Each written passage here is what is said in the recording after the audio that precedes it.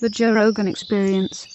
How much are you worried about an actual situation like that happening? I mean, I don't know. Everything's so weird. Elon took over Twitter today. Yeah. Like, we live in a simulation. No, that's the best. That crazy bastard did it. How about when he walked into Twitter's headquarters with a sink and said, "Let that sink in"? I know, it's like a dad joke. Yes, that's him. I know. He's funny. We have like this ongoing bet on Dumpster Fire that he's my nemesis. And it started because of my husband, who we were doing one of these dumb books someone got us. It's like, oh, you can like connect as a couple. And we were jokingly, kind of ironically in our Gen X way doing it.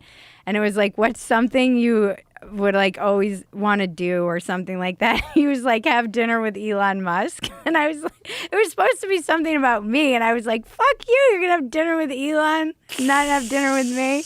And so it became this ongoing joke because of him being my nemesis, but it's really Why just... is he? What made him He your can't be nemesis? because it's hilarious because I'm a nobody and he's a genius buying Twitter and sending rockets to space and trying to get to Mars, and I'm screaming in a garage on Dumpster Fire. So there's that hilarious aspect. But it's mostly just because it became this ongoing joke because my husband started joking about his like, you know, being enamored with Elon Musk. And so I was just jealous.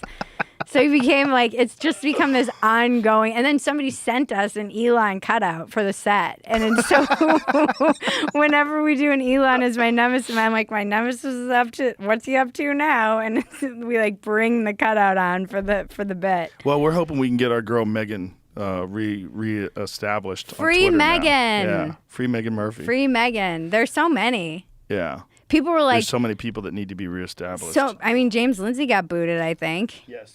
And somebody was like, this is like when the Joker let all the prisoners out.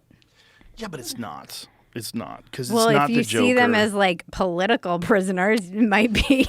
It's those are crazy paranoid people that I have been know. also they've been enjoying the fact that it's an ideological thought bubble. Right. That Twitter has only enforced left-wing ideologies, and they've suppressed any conservative ideologies, even amongst reasonable, kind people that don't share the same ideology. That's fucking bad for our society. Yeah, it's is. bad.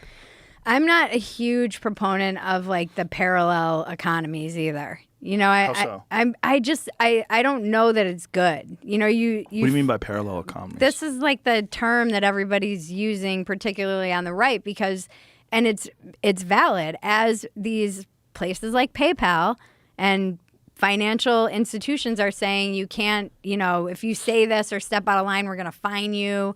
There's this idea that you're going to have to create a parallel economy in order to function, essentially. So don't give your money to, I mean, I think the Daily Wire did it with the razors. They had like Harry's razors, yeah, they yeah. did, and Jeremy did some razors. So it's like, oh, don't give your money to people who hate you. Give your money to people who share your ideology. But then you have these, you know, the silos are forming where it's like, then everyone's over here and everyone who agrees is over here, and no one's forced to actually articulate their ideas or disagree with one another. It's just everyone like smelling their own farts.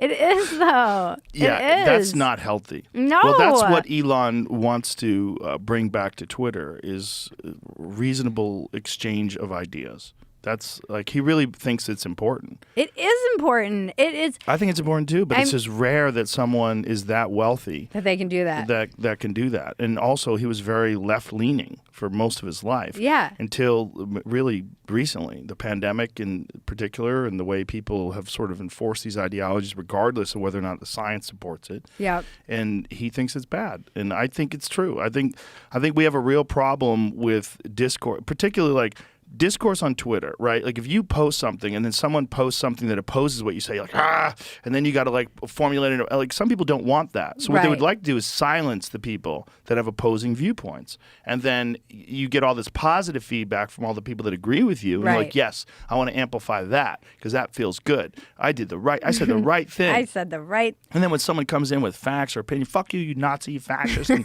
it's like, That's what people are doing now because it's a shit way to communicate. Communicating like that, it's good. It's a good way to get out information and ideas really quickly, but it's a bad way to exchange ideas and to dialogue about stuff. Yeah. Because it's the way people are supposed to really communicate is like how we're doing. Yeah. Two people looking at each other talking. That's how we're designed. We're not really designed to read text. No.